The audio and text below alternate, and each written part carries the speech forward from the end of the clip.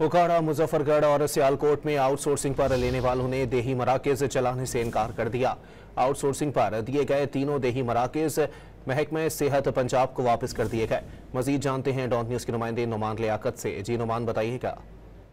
देखिए जी, ये पंजाब हुकूमत की जानिब से जो देही मराकज से इनको आउटसोर्स करने का सिलसिला शुरू किया गया था, ताहम ये देखा गया है कि जो आउटसोर्स से 3 देही मराकज हैं ये वापस लिए गए हैं। उकाड़ा, मुजफ्फरगढ़ और सियालकोट पर ये जो आउटसोर्स करने वाले देही मराकज थे, इनके जो चलाने वाले थे, इनकी जानिब से मुख्तलिफ वजूहात की बिना पर इनकार किया गया है, जिसकी वजह से देही मराकज के जो अमला है इसको काफी मुश्किलात का सामना है। और जो लोग यहाँ से रिपोर्ट किए गए थे और इनको दीगर इजलाम में भिजवाया गया है, इस हवाले से एक मुदासला लिखा गया है कि जो अफराद इस देही मरकज में काम करते थे वो दोबारा से यहाँ पर पहुंचकर रिपोर्ट करें। इस हवाले से जो CEOs हैं, ये 3 इजला की इनकी जानिब से मरासला भी लिखा गया है और ये देही मराकज को मरियम नवाज अस्पताल के नाम से जो है वो आउटसोर्स करके चलाया जाना था। जी बहुत शुक्रिया नुमान।